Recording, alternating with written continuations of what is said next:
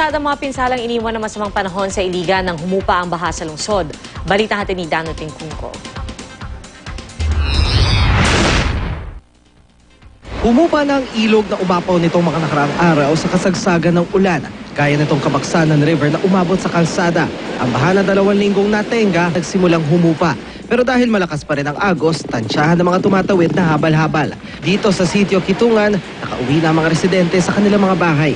Hindi makatulog gabi basta makusog ang kuwan. Baha. Bakit ano naiisip ninyo pag gabi tapos maakit yung tubig kaya hindi kayo makatulog? Anong naiisip ninyo?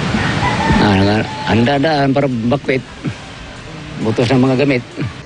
Sa pagsilip ng araw, nakita ang pinsala ng baha. Mula sa ibabaw ng Kabaksanan River, kita ang ilang bitak sa lupa at kalsada paakyat ng sitio Malinaw.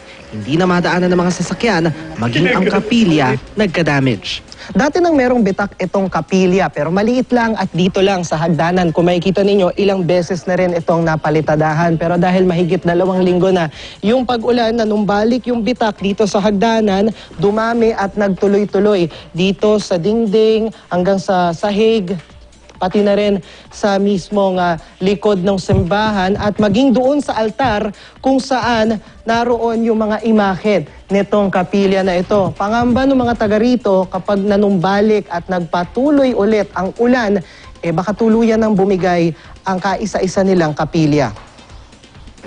Kaya di lang ang kapilya ang nanganganib bumigay, maging ang ilang bahay meron na ring crack.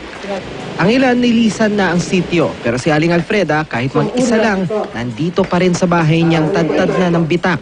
Nagbabadya na ngang humiwalay ang sala niya sa kusina at banyo. Mula ginangin ko, sino asam ako inipaingon.